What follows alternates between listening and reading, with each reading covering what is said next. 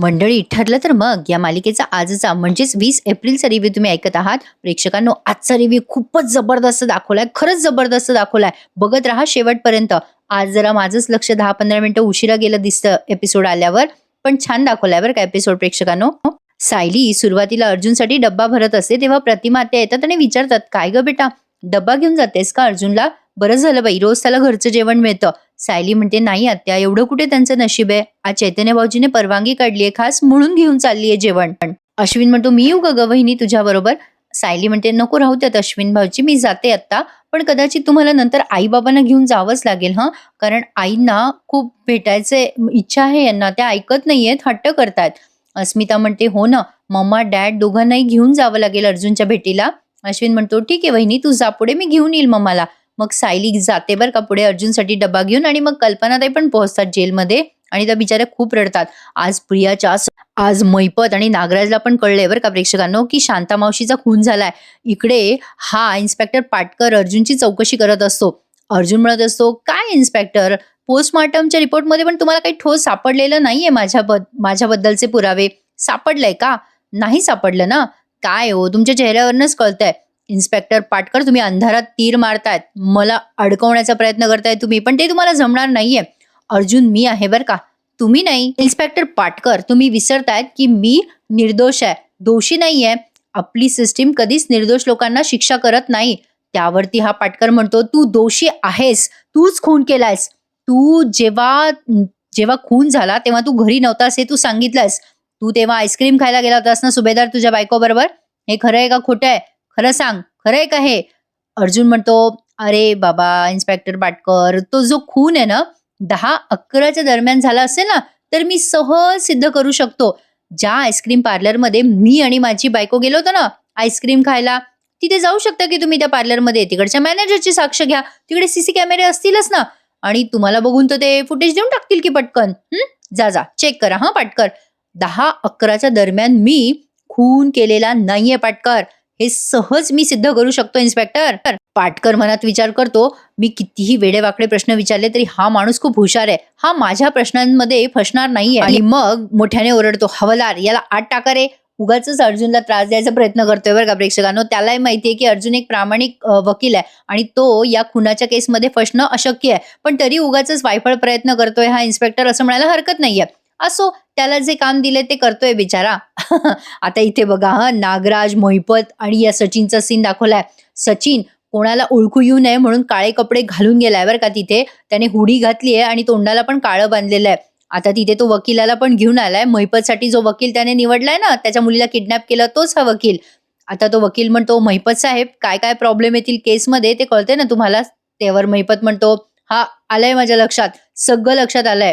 त्यावर सचिन म्हणतो, अण्णा, उद्या आपल्या केसचं पहिलं हिअरिंग आहे. देशमाने वकिलांनी जे जे पॉईंट सांगितले ते नीट लक्षात ठेवा आणि उत्तरं त्याचप्रमाणे द्या बरं का अण्णा. महिपत म्हणतो, दीक्षित, काळजी करू नकोस, मला सोडवायला एवढा आटापिटा करतोयस तू, नाही विसरणार, मी सगळं लक्षात ठेवेल. नागराज म्हणतो, चांगलं चाललंय हा तुमचं, चांगलं चाललंय. नाही म्हणजे हे सगळं तुम्ही महिपतला सोडवायला करताय ना? माझं काय रे? हे सचिन, मला सोडवायला काय करताय तुम्ही? नागराज सचिनला विचारतो बरं का. सचिन म्हणतो, त्याचं काय आहे नागराज अंकल, तुम्हा दोघांना सोडवायचा प्रयत्न केला ना तर ते लक्षात येईल, सगळ्यांच्या नजरेत येईल, तुम्ही दोघंही सुटणार नाही. त्यामुळे नाही, तुम्हाला आपण नंतर सोडूयात, आधी अण्णांवर फोकस करूयात. त्यांना एकदा बाहेर काढलं की तुम्हाला बाहेर काढायच्या कामाला लागूयात. लगेच महिपत म्हणतो, हा नाग्या, टेन्शन नको घेऊ बरं का, दीक्षित बोलला ना तो तुला पण सोडवणार. सचिन म्हणतो, अण्णा एक इश्यू आहे बरं का, सरकारी वकिलाला आणि त्या जजला मॅनेज करायला आपल्याला कॅश लागणार आहे बरं का, मग आपल्याला केसमध्ये प्रॉब्लेम येणार नाही. महिपत म्हणतो, हे पाय, तुला रोकड पाहिजे ना दीक्षित, तुला मिळून जाणार, पण तो सुभेदार आळावाने आला पाहिजे. सचिन महिपतला म्हणतो, अण्णा त्या सुभेदारचा काटा परस्पर निघालाय बरं का, त्याला एका खुनाच्या केसमध्ये अटक झाली आहे. नागराज आता पटकन त्या सचिनच्या समोर येतो आणि म्हणतो, काय बोलतोय सचिन? महिपत म्हणतो, काय, अर्जुन सुभेदारने खून केला? कोणाचा? सचिन म्हणतो, नाही, खून केलाय त्याने की नाही हे सिद्ध नाही झालंय, पण खुनाच्या आरोपाखाली त्याला अटक झाली आहे. आता हा सीन त्यांनी पुढे कंटिन्यू केलाय बरं का प्रेक्षकांनो. आता इथे चैतन्य, सावंत आणि सायली तिघ जण अर्जुनला भेटायला आलेत बरं का. सायली त्याच्यासाठी खास डब्बा घेऊन आली आहे. अर्जुन आता तिथे आल्या आल्या विचारतोय चैतन्याला, काही अपडेट आहे का चैतन्य, काय झालं पुढे, काही शोध लागला का? आपली इन्व्हेस्टिगेशन सुरू आहे ना, हाताला लागलंय का काही? सायली म्हणते, तुम्हाला सगळं सांगतो आम्ही, आधी जेवून घ्या बरं. अर्जुन म्हणतो, "आधी मला सांगा पुरावे कुठे हाती लागलेत का?" चैतन्य म्हणतो, "अरे बाबा अर्जुन, ऐक ना सायली वहिनीचं, आधी जेवून घे ना 2 मिनिटं थांब ना." सायली ओरडून म्हणते, बसा बरं पटकन."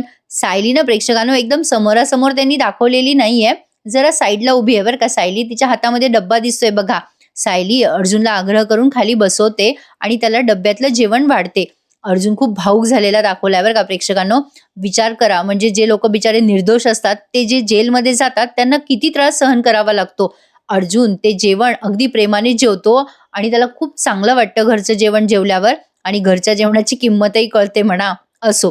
आता अर्जुन म्हणतो, "बायको काय छान झालंय गं जेवण. तुझ्या हातची चव खूप दिवसांनी खायला मिळाली गं." अर्जुन पटपट जेवायला लागतो बरं का आणि त्याला ठसका लागतो. सायली त्याला पटकन पाणी देते आणि म्हणते, "अहो वर बघा बरं, काय पटपट जेवताय तुम्ही?" अर्जुन पटकन पाणी पितो. सायली पण खूप भावूक होते बरं का. बिचाऱ्या निष्पाप अर्जुनवर प्रियाने ही वेळ आणली आहे. सायली मनात विचार करते, माझ्या नवऱ्यावर प्रियाने ही वेळ आणली आहे, पण आता हा तिचा प्लॅन शेवटचा आहे. आता यापुढची माफी तिला नाहीये. प्रियाच्या विरोधात एवढे पुरावे जमा होणारे मंडळी, की प्रिया आता अडकणार म्हणजे अडकणारच. ती यातनं निघूच शकणार नाहीये. मजा येणार आहे पुढचे एपिसोड बघायला आणि ते खूप इंटरेस्टिंग पद्धतीने दाखवत आहेत सगळे एपिसोड. अर्जुन म्हणतो, "चैतन्य आता कामाचं बोलूयात का? हे बघ दाखव मला काय काय सगळी तयारी झाली आहे." चैतन्य म्हणतो, "हे बघ, हे सगळं वकीलपत्र वगैरे तुझं तयार केलंय मी अर्जुन आणि ऑफकोर्स मी तुझा असोसिएट असणार आहे. तुझ्या केसचा वकील तूच असणार आहेस ना." सायली पण तिथेच उभी आहे आता असं त्यांनी दाखवलंय. अर्जुन म्हणतो, "तुला काय काय इन्फॉर्मेशन मिळाली आहे?" चैतन्य म्हणतो, "अरे हे बघ, मला या केसच्या संदर्भात जी माहिती मिळाली ते मी सांगतो. या केसवरती जे जज आहेत ना, ते श्रीकांत जमादार म्हणून आहेत. ते आधी वकील होते, मग डिस्ट्रिक्ट कोर्टामध्ये त्यांची जज म्हणून निवड झाली आहे." आणि मग अर्जुन म्हणतो, "सरकारी वकील कोण आहेत रे?" मग त्यावर चैतन्य म्हणतो, "अरे ते सरकारी वकील आहेत ना, त्यांचं नाव ॲडव्होकेट निरंजन प्रभू असं आहे आणि या वकिलाला म्हणे प्रायव्हेट प्रॅक्टिस करणाऱ्या वकिलांचा खूप राग आहे." अर्जुन म्हणतो, "हो, मला माहिती आहे अरे त्यांच्याबद्दल, मी ओळखतो त्यांना." "ठीक आहे, डोंट वरी, काही प्रॉब्लेम नाही होणार चैतन्य." अर्जुन म्हणतो, "इन्स्पेक्टर सावंत, तुम्हाला काही कळलंय का?" त्यावर इन्स्पेक्टर म्हणतात, की "हो सर, त्या पाटकरला असं कळलंय की तुम्ही शांताला एका सुरक्षित जागी नेलं होतं कुठल्यातरी कामासाठी आणि या गोष्टीचा एक गैरवापर होऊ शकतो आणि कोर्टात याबद्दल तुम्हाला प्रश्न विचारले जाऊ शकतात." अर्जुन म्हणतो, "हो, हे मला माहिती आहे. म्हणजे आपण शांतामावशीला दुसऱ्या ठिकाणी का शिफ्ट केलंय? म्हणजे माझं आणि शांतामावशीचं जसं एका विषयावर बोलणं झालं होतं, त्याचं कारण मी कोर्टात देऊ शकतो." सायली म्हणते, "कुठलं कारण आहे अहो? काय कारण द्याल तुम्ही कोर्टामध्ये?" अर्जुन म्हणतो, "अगं सायली, शांतामावशी त्यांच्या नवऱ्यापासून वेगळ्या राहत होत्यात बऱ्याच दिवसापासनं, कारण त्यांचा नवरा त्यांना दारू पिऊन मारझोड करायचा आणि त्रास द्यायचा. हे कारण आपण कोर्टासमोर नक्कीच देऊ शकतो." "ए चैतन्य, एक काम कर, शांतामावशीच्या नवऱ्याबद्दल सगळी माहिती काढून घे हं." चैतन्य म्हणतो, "हरकत नाहीये." आता ते सावंत म्हणतात, "सर, मला आणखीन एक माहिती मिळाली आहे बरं का. तुम्हाला ज्या जागेवरनं अरेस्ट करण्यात आलं होतं ना, त्या जागेवरची सीसीटीव्ही फुटेज मिळाले आहेत. त्यात एक मेजर गोष्ट समजली आहे." अर्जुनला एक सीसीटीव्ही फुटेज दाखवलंय सावंतांनी. ते मोबाईलमध्ये बघतो तो सावंतच्या. चैतन्यने ते दाखवलंय म्हणजे दोघांनी बघितलंय. आता ते त्याला काय कळलंय ना, ते आपल्याला आज सांगितलेलं नाहीये बरं का. या गोष्टी आता आपल्याला कोर्टाच्या हिअरिंगमध्ये दिसतील. चैतन्य आणि अर्जुन ते फुटेज खूप वेळ म्हणजे बघताना असे दाखवलेत. अर्जुन आता ते फुटेज पाहिल्यावर म्हणतो, "गुड जॉब सावंत. नाही, याचा आपल्याला कोर्टामध्ये खूप उपयोग होणार आहे." आता सायलीला म्हणतोय अर्जुन, "तू एक काम कर सायली, आपण खुनाच्या रात्री ज्या आईस्क्रीम शॉपमध्ये गेलो होतो ना, तिकडच्या मॅनेजरला भेट आणि तो जर साक्ष द्यायला तयार झाला ना, तर बरं होईल." इन्स्पेक्टर सावंत म्हणतात, "मी सायली मॅडमला मदत करू का?" अर्जुन म्हणतो, "हो चालेल." आणि चैतन्याला तो सांगतो, की "हे बघ चैतन्य, तू एक काम कर, शांतामावशीच्या घरी जा, आसपास चौकशी कर आणि शांतामावशीच्या नवऱ्याचा ॲड्रेस पण तुम्हाला तिथेच कळेल." सायली म्हणते, "अहो, आपण जयेश दादांची पण साक्ष कोर्टात घेऊ शकतो ना?" अर्जुन म्हणतो, "हो म्हणजे काय? ऑफकोर्स त्याची साक्ष महत्वाचीच आहे." सायली म्हणते, "आणखीन एक, अहो खुनाच्या रात्री प्रियानं 12:30च्या दरम्यान अधिराज भाऊजींना भेटली होती बरं का." अर्जुन म्हणतो, "काय? अगं सायली, पण मम्माने तर सांगितलं होतं की ती अश्विन सोबत बाहेर गेली होती." सायली म्हणते, "हो, पण मला असं वाटतंय की ती अश्विन भाऊजींसोबत जास्ती वेळ नसावी, कारण त्या रात्री आता त्यांनी इथे सीन दाखवलाय अधिराजचं आणि सायलीचं जे बोलणं झालं ना, अधिराजने सायलीला सांगितलं की त्या रात्री अधिराजने प्रियाला गिफ्ट केला ड्रेस, मग ते त्याला तिच्या हाताला ते डाग वगैरे दिसले, ते सगळं अर्जुनला सांगितलंय सायलीने." अर्जुन ते सगळं ऐकून आश्चर्यचकित होतो आणि म्हणतो, "माय गॉड, हे तर सगळं भयंकर आहे." अर्जुन आता जरा वेळ विचार करतो आणि म्हणतो, "या सगळ्या गोष्टीचं क्लिअर आहे, म्हणजे शांता मावशीचा खून प्रियाने स्वतः केला असू शकतो."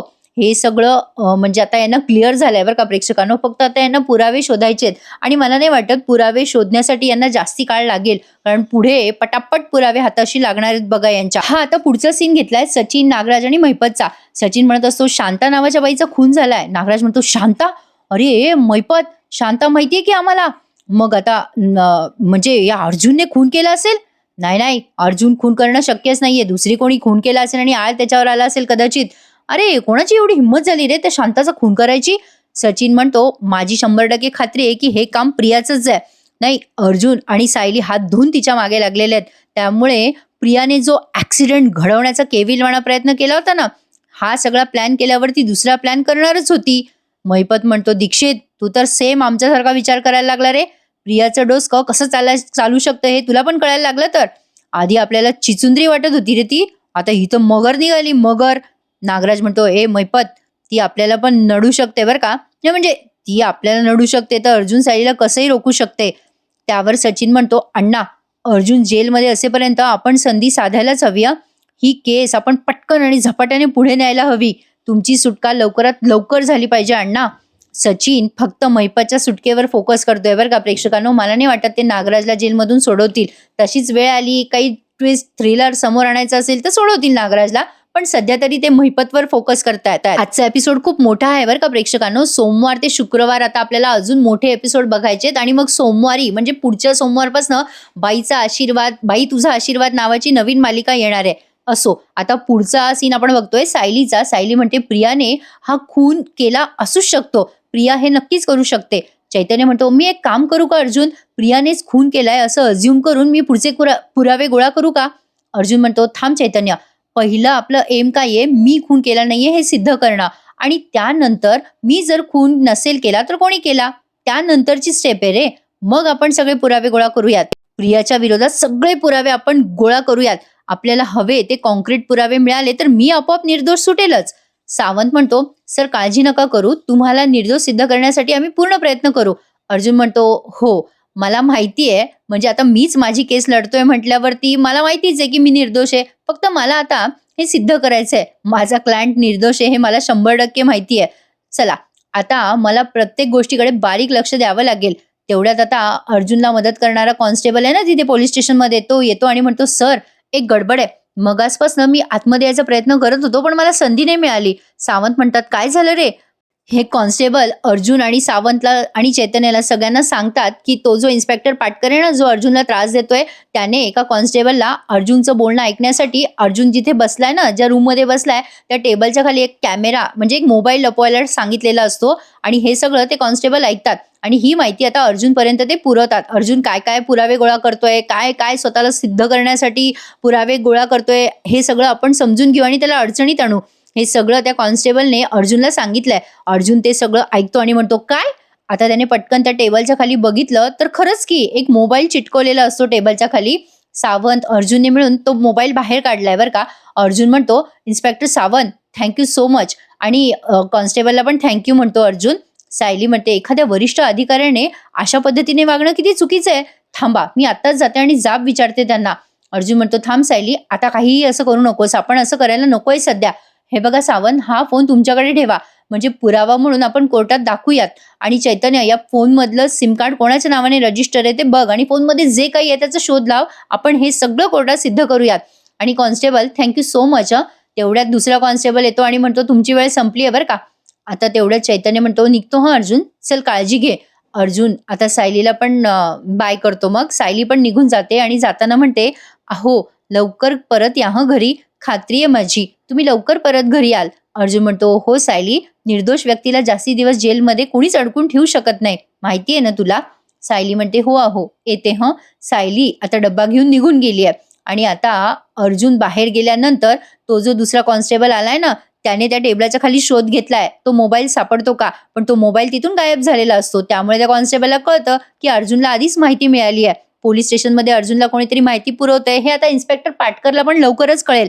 प्रेक्षकांनो, हा रिव्ह्यू तुम्ही ऐकत आहात रिव्ह्यू विथ मी अनघा या तुमच्या लाडक्या चॅनलवर. या पुढच्या सीन मध्ये त्यांनी अधिराज आणि प्रियाचं बोलणं दाखवलंय बरं का. आता अधिराजला भेटली आहे बरं का प्रिया. अधिराजने तिला जो ड्रेस गिफ्ट केला होता ना मंडळी, प्रिया सेम तोच ड्रेस म्हणजे तोच ड्रेस ती घालून गेली आहे. अधिराज तो ड्रेस बघतो आणि म्हणतो, "माइंड ब्लोइंग दिसतेस हं प्रिया." म्हणजे हा ड्रेस बनवणाऱ्याने सुद्धा विचार केला नसेल, की घालणारीला हा ड्रेस एवढा सुंदर दिसेल. अरे यार, किती कॉम्प्लिकेटेड बोलतोय तो. असो, आता तो प्रियाला खूप कौतुक करत असतो अधिराज प्रियाचं. "प्रिया, हा ड्रेस तुझ्या अंगावर आहे म्हणूनच तो एवढा क्लासी आणि एलिगंट दिसतोय गं. म्हणजे प्रिया, तू नुसता गोंडपाट जरी घालून आलीस ना, तरी तो खूप क्यूट आणि छान दिसेल बघ तुझ्यावर." प्रिया म्हणते, "काय रे अधिराज, उगाच खूप कौतुक करतोयस हं तू." मग लगेच अधिराज म्हणतो, "उगाच नाही गं, माहितीये प्रिया, अगं मला हिंदी, मराठी आणि इंग्लिश अशा तिन्हीही भाषा येतात. या तिन्हीही भाषेमधला एक जरी शब्द शोधला ना, म्हणजे एकही शब्द असा मला सापडत नाहीये या तिन्ही भाषांमध्ये, की तुझं कौतुक मी करू." प्रिया विचार करते मनातल्या मनात, "अरे वाह! हा तर माझ्यावर चांगलाच लट्टू झालाय. हळू याचा खिसा रिकामा करायला हरकत नाहीये. संतोषला द्यायचे पैसे याच्याकडनंच येणार आहेत."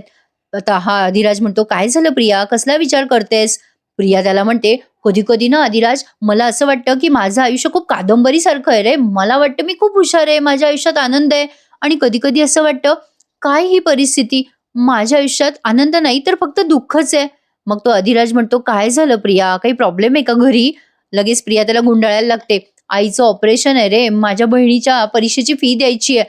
फी नाही दिली तर ती परीक्षेला बसू शकणार नाही आणि माझा छोटा भाऊ, त्याला प्रोजेक्ट करायचा आहे आणि मला नाही वाटत मी त्यांच्या गरजा पूर्ण करू शकेल." अरे बाबांना सुद्धा काय सांगू तुला? अरे, आता मी फक्त माझ्या घरच्यांकडे हतबल होऊन बघत बसेल रे. अधिराज म्हणतो, "प्रिया, काय काळजी करतेस? मी असं कशाला होऊ देईल? सांग बरं मला किती पैसे हवेत?" प्रिया त्याला म्हणते, "अरे, हे सगळं करायला किमान 4-1 लाख रुपये लागणार आहेत रे." लगेच अधिराजने एक चेक बाहेर काढलाय आणि त्या चेकवरती सही करायला लागलाय आणि मग मध्ये सायली अर्जुनचा सीन दाखवलाय त्यांनी. सायली म्हणत असते, "अहो, आई तुम्हाला येतायत हं भेटायला. अश्विन भाऊजी तुम्हाला भेटायला घेऊन येतायत आईंना." अर्जुन म्हणतो, "सायली तू मम्माला इथे कशाला आणतीयेस? अगं मम्माला त्रास होईल ना इथे सगळं हे बघून." सायली म्हणते, "मी काय करू अहो? त्या ऐकतच नव्हत्या. त्या खूप हट्टाला पेटल्या होत्या." तेवढ्यात कल्पनाताई येतात धावत-धावत आणि अर्जुन जवळ जातात आणि रडायला लागतात. त्याच्या गालावरून हात फिरवतात. त्याला म्हणतात, "अर्जुन, ए बेटा अर्जुन, अरे हे काय रे? अरे किती ओढल्यासारखा झाला रे बाळा तुझा चेहरा. माझा मुलगा गुन्हेगारांना जेलमध्ये पाठवतो आणि आज स्वतः जेलमध्ये." असं म्हणून कल्पनाताई खूप रडत असतात. मंडळी, इथे थोडंसं पर्सनल बोलावंसं वाटतंय. म्हणजे ही पहिली अशी माय-लेकाची जोडी आहे हं, सीरियलच्या या एपिसोड म्हणजे सीरियलमध्ये. म्हणजे अर्जुन आणि कल्पनाताई खरंच आई आणि मुलगा शोभतात बरं का. म्हणजे असं वाटतं, की अर्जुन हा खरंच कल्पनाताईंचा म्हणजे ओरिजिनल आयुष्यात पण मुलगा असावा. अर्जुन आता कल्पनाताईला म्हणत असतो, "मम्मा नको ना गं खचून जाऊस. नको ना तू त्रास करून घेऊस." सायली म्हणते, "आई नका काळजी करू. आपण यांना लवकर बाहेर काढणार आहोत. आहे ना तुमचा विश्वास आमच्यावर?" कल्पनाताई म्हणतात, "आहे गं सायली, विश्वास आहे पण मला नाही सहन होते गं." आता अधिराज आणि प्रियाचा सीन पुन्हा दाखवलाय बरं का. अधिराज म्हणतो, "हे घे प्रिया, 5 लाखाचा चेक आहे. यात आईचं ऑपरेशन, तुझ्या बहिणीची फी, भावाचं प्रोजेक्ट सगळं सगळं तिन्हीही कामं होणार बघ." प्रिया लगेच अधिराजला जवळ घेते, त्याला मिठी मारत म्हणते, "थँक यू सो मच. तू माझ्या आयुष्यात ना अधिराज देवासारखा धावून आलायस रे. किती करशील रे माझ्या माणसांसाठी?" अधिराज म्हणतो, "असं काय करतेस प्रिया? माझी माणसं काय गं? तुझं कुटुंब ते माझं कुटुंब ना. माझी पण माणसं आहेत ती. आणि हे बघ प्रिया, तुझ्या डोळ्यात पाणी मला आवडत नाही हं. तुझ्या चेहऱ्यावरची स्माईल अशीच राहू दे हं." अधिराजने एका साईडला कॅमेरा ठेवलाय बरं का. प्रियाचं आणि त्याचं बोलणं, भेटणं ते सगळ्या भेटीगाठी हा रेकॉर्ड करतोय बरं का मंडळी. पुन्हा कल्पनाताई आणि अर्जुनचा सीन घेतलाय. कल्पनाताई रडून म्हणत असतात, "अर्जुन, अरे बेटा तुला अशा परिस्थितीत नाही बघू शकत रे मी." त्या खूप रडत असतात आणि म्हणत असतात, "अर्जुन बेटा, अरे तू किती गुन्हेगारांना शिक्षा दिल्यात आणि तू निर्दोष आहेस आज. तरी सुद्धा तुला असं असं सगळं सहन करावं लागतंय." असं म्हणून त्या रडतात बरं का. अश्विन म्हणतो, "मम्मा, मम्मा रडू नकोस गं. यावेळेला आपण दादाला आधार द्यायचा की त्याला अजून त्रास द्यायचा?" सायली म्हणते, "आई तुम्ही नका बरं काळजी करू. जग यांच्याकडे कुठल्याही नजरेने बघू द्यात. पण आपण मात्र ह्यांच्याकडे ताठ मानेने बघायचं. आपल्याला माहिती आहे ना हे निर्दोष आहेत. आपल्याला अभिमान आहे यांचा." तेवढ्यात एक कॉन्स्टेबल येतो आणि म्हणतो, "झाली बरं का तुमची वेळ, संपली आहे." आता अश्विन म्हणत असतो, "दादा तू नको हं काळजी करूस, काळजी घे आणि आपण परत भेटूयात. काहीही लागलं सवरलं तर सांग हं मला." कल्पनाताई त्याच्या गालावरून हात फिरवत म्हणतात, "अर्जुन बेटा, सांभाळ हं राजा स्वतःला, सांभाळ." कल्पनाताई आणि अश्विन आता तिथून निघून जातात. बघितलं ना प्रेक्षकांनो, फॅमिली बॉन्डिंग अशी असते. अश्विन आणि अर्जुनमध्ये कितीही भांडणं असले तरी संकटाच्या काळात अश्विन आणि अर्जुन एक होतात म्हणजे होतातच. मस्त दाखवतात हं प्रेक्षकांनो हे सगळे एपिसोड. अर्जुन म्हणत असतो, "सायली, मम्माला नको गं आणत जाऊ इथे. मला तिचा त्रास नाही बघवला जात." सायली म्हणते, "अहो, तुम्हाला अशा परिस्थितीत बघणं त्यांना त्रासदायकच आहे. पण त्यांना ना तुम्हाला न भेटल्यामुळे सध्या जास्ती त्रास होत होता. म्हणून त्यांना तुम्हाला बघण्यासाठी आणलं हो. तुम्ही कोर्टात जेव्हा स्वतःला निर्दोष सिद्ध कराल ना, तेव्हा त्यांचा त्रास आपोआप कमी होईल." अर्जुन म्हणतो, "हो, बरोबर आहे तुझं." आता पुन्हा अधिराज आणि प्रियाचा सीन घेतलाय बरं का. आता प्रियाला ना त्या संतोषचा फोन येतो बरं का प्रेक्षकांनो. प्रिया बाजूला जाऊन बोलते संतोषशी, पण अधिराज तिच्यावर बारीक लक्ष ठेवून आहे. प्रियाला 2 मिनिटं सुद्धा कोणी आता मोकळं सोडणार नाहीयेत बरं का प्रेक्षकांनो. अधिराज तिच्याकडे एकीकडे लक्ष देणार आहे आणि बाहेर चैतन्य, सायली, इन्स्पेक्टर सावंत सगळे मिळून कसून शोध घेणार आहेत बरं का. पुढचा प्रोमो पण मस्त दाखवलाय त्यांनी. प्रियाला आलाय संतोषचा फोन. प्रिया आता बाजूला जाऊन बोलते बरं का संतोषशी आणि म्हणते कशी अधिराजला, "अरे अधिराज, आईंच्या डॉक्टरांचा फोन आलाय बघ. मी त्यांचा कॉल घेते आणि सांगते त्यांना की आता ऑपरेशन करता येईल." अधिराज म्हणतो, "हो, हो, बोल हां प्रिया." प्रिया आता साईडला जाते बरं का आणि संतोषला म्हणते, हळू बोलते. आता हा अधिराज मनात विचार करतो, आधी डॉक्टर माय फूट. ही प्रिया कोणाशी बोलते ते कळायलाच हवं. प्रिया हळू बोलते, "ए संतोष, तुला सांगितलं होतं ना मी, स्वतःहून फोन करू नकोस. कशाला फोन केलायस मला?" संतोष तिकडनं म्हणतो, "मॅडम, मी पनवेलमध्ये आलोय हो." प्रिया म्हणते, "काय? वेडा झालायस का संतोष? काही वाटेल ते झालं तरी तू कोणाला दिसता कामा नये. तुला कळत नाही का रे एवढी साधी गोष्ट?" संतोष म्हणतो, "अहो मॅडम, माझं एक जुनं घर आहे, ते लोणावळ्याला होतं. तिथून मला यावं लागलं हो परत." प्रिया म्हणते, "परत कशाला यावं लागलं तुला?" संतोष म्हणतो, "अहो मॅडम, तिथे माझं पोलीस रेकॉर्ड आहे हो. मागे मी चोरी केली होती तिथे. लोणावळ्या पोलिसांना कोणीतरी खबर दिली की मी तिथे आलोय. म्हणून मला इकडे परत यावं लागलंय." प्रिया म्हणते, "ए बाबा, बिंडोक आहेस का तू? अरे त्या इन्स्पेक्टर पाटकरला विचार तरी आता मागचा पुढचा प्लॅन काय आहे काय नाही." संतोष म्हणतो, "अरे हो मॅडम, पाटकर साहेबांनी तुम्हाला निरोप दिलाय बरं का. म्हणजे त्यांना अर्जुन साहेबांचे पुढचे प्लॅन कळले नाहीयेत म्हणे. ते मोबाईल पकडला गेला म्हणे त्यांचा." प्रिया विचार करते मनात, म्हणजे मोठ्यानेच बोलते, "ही अशी लोक माझ्याच नशिबात होती का? आता काय करायचं आपल्याला? पुढचं कसं कळणार आहे?" अधिराज हळू तिच्या पाठी येऊन ऐकत असतो बरं का ती काय बोलते. आता प्रिया एकदम मागे बघते तेव्हा अधिराज फोनवर बोलायचं नाटक करतो बरं का प्रेक्षकांनो. अरे मस्त दाखवलाय त्यांनी आजचा एपिसोड. पण एपिसोड लवकर का पाठवत नाहीत बिचारे कोणाच ठाऊक. जे उशीर लावतात एपिसोड टाकायला. होतं कसं प्रेक्षकांनो, नेमकं मी काहीतरी स्वयंपाकात असते, नाश्ता करत असते, काही ना काही कामात असते. सतत मोबाईलकडे लक्ष द्यावं लागतं एपिसोड आला का नाही आला. आणि कधी-कधी मग 5-10 मिनिटं, कधी-कधी 15 मिनिटं उशीर होतो. पण मी तसा उशीर होऊ देत नाही. पण आज नेमकाच झालाय बरं का मला उशीर. आज जरा नाश्ता करायला बसले आणि मग एपिसोड आला. त्यामुळे मे बी एक 10-15 मिनिटं मला लेट झालं बघायला. असो, आता प्रिया अधिराजकडे बघते की तो आपल्याकडे लक्ष तर देत नाहीये ना. आता लगेच बाजूला जाते पुन्हा अधिराजपासनं आणि म्हणते संतोषला, "तू कुठे आहेस आता?" प्रिया विचारते संतोषला, "तू आता कुठे आहेस?" मग तो संतोष म्हणतो, शुक्ला कॉलनीच्या मागे राहायला आलोय मी," असं काहीतरी तो सांगतो तिला. मग प्रिया फोन ठेवून देते आणि फ्रेश होण्यासाठी म्हणून बाथरूमला जाते. तेव्हा अधिराज प्रियाचा फोन चेक करतो बरं का प्रेक्षकांनो. ती कोणाशी बोलत होती, काय बोलत होती. आता त्या प्रियाचा लॉक कोड वगैरे त्याला सापडला, नाही सापडला हे आपल्याला उद्याच्या भागात कळेल. म्हणजे ॲक्च्युअली त्याने तो लॉक ओपन करायचा प्रयत्न केला, पण तो ओपन होत नाही त्याच्याकडनं. त्यामुळे तो फोन ठेवून देतो खाली. बरं, मध्ये एक छोट्याशा सेकंदाचा सीन दाखवलाय. सायली त्या आईस्क्रीम पार्लरमध्ये गेली आहे आणि सगळा प्रकार त्या आईस्क्रीम पार्लरवाल्याला सांगितलाय. आणि सायली, चैतन्य आणि सावंत तिघे पण आहेत बरं का. सायली त्या आईस्क्रीम पार्लरवाल्याला म्हणते, "दादा, हे असं सगळं घडलंय, तुम्ही आमच्या बाजूने कोर्टात साक्ष द्याल ना?" आईस्क्रीमवाला म्हणतो, "हो मॅडम, नक्कीच देणार." प्रिया आता फ्रेश होऊन बाहेर आली आहे. अधिराज म्हणतो, "हे काय? अगं निघालीस की काय प्रिया?" प्रिया म्हणते, "हो ना, मला खूप उशीर झालाय अधिराज. आपण बऱ्याच वेळच्या गप्पा मारतोय. अरे आता जायला हवं ना घरी." मग आता प्रिया त्याला काय सांगते बघा प्रेक्षकांनो, हा सीन फार भारी आहे. अधिराज म्हणतो, "असं काय करतेस प्रिया? अगं आपण आत्ता तर आलो होतो. मला तर असं वाटते आत्ताच आपण गप्पा मारायला लागलो." प्रिया म्हणते, "नाही रे अधिराज, जावं लागेल, निघते मी आता." प्रिया निघालेली असते तेव्हा अधिराज तिला पुन्हा थांबवतो आणि म्हणतो, "ए प्रिया, थांब ना, थांब ना थोड्या वेळ प्लीज. मला तुझ्याशी महत्वाचं बोलायचंय." प्रिया म्हणते, "अधिराज प्लीज मला घरी पोहोचू दे, नाहीतर प्रॉब्लेम होईल. महत्वाचं काही नसेल तर आपण नंतर बोलूयात ना." अधिराज म्हणतो, "हे बघ, मला तुझ्याशी जे बोलायचंय ना प्रिया, ते खूप महत्वाचं आहे. त्यापेक्षा महत्वाचं दुसरं काहीच नाहीये." असं म्हणून अधिराज आता गुडघ्यावर बसतो आणि अंगठी बाहेर काढतो बरं का. आता तो तिला लग्नासाठी डायरेक्ट प्रपोज करतो. काही म्हणा प्रेक्षकांनो, प्रियाच्या अंगावरचा ड्रेस फार छान आहे बरं का. मस्त आहे ड्रेस, मला आवडला. अधिराज आता तिला प्रपोज करायला लागतो तेव्हा प्रिया त्याच्याकडे बघतच राहते. इकडे चैतन्य आणि सायली त्या गल्लीत आलेत आणि आजूबाजूला चौकशी करतात. आता जयेशला पण भेटलेत ते. जयेशला ते सांगतात, म्हणजे चैतन्य सांगतो, "हे बघ जयेश, तुझी साक्ष अर्जुनच्या केसमध्ये महत्त्वाची आहे बरं का." तेवढ्यात सावंतला कोणाचा तरी फोन येतो. सावंत म्हणतात, "हां, हां. हो, हो. मी आलो."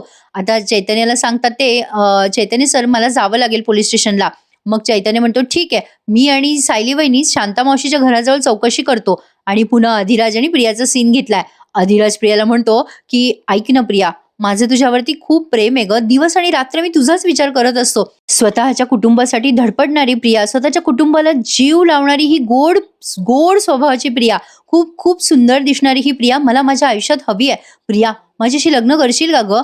मग आता प्रिया घाबरते बरं का, म्हणजे जरा मनात विचार करते, "अरे देवा! मला वाटलं होतं हा फक्त माझ्यावर फिदा आहे, पण हा तर लग्नाची मागणी घालतोय. आता याच्याशी लग्न न करता याच्याकडनं पैसे काढण्याची काहीतरी ट्रिक काढली पाहिजे." प्रिया मनातल्या मनात विचार करायला लागते, आता करावं तर करावं काय? अधिराज म्हणतो, "काय झालं प्रिया? इतका का विचार करतेस? तुला माझ्याशी लग्न नाही का गं करायचं?" प्रिया आता त्याचा हात धरून त्याला उभं करते. तो असा गुडघ्यावर बसून बोलत असतो ना तिच्याशी. प्रिया म्हणत असते, "ऐक ना, अरे अधिराज, मला तुझ्याशी लग्न करायला खूप आवडेल रे, पण मला तुला काहीतरी सांगायचंय. म्हणजे मला नाही वाटत हे सगळं शक्य होईल." अधिराज म्हणतो, "का गं? काय झालं? काही प्रॉब्लेम आहे का?" "काहीही प्रॉब्लेम असू दे, मी तो दूर करेल. तुझं जर माझ्यावर प्रेम असेल ना, तर मी अख्ख्या दुनियेशी लढेल."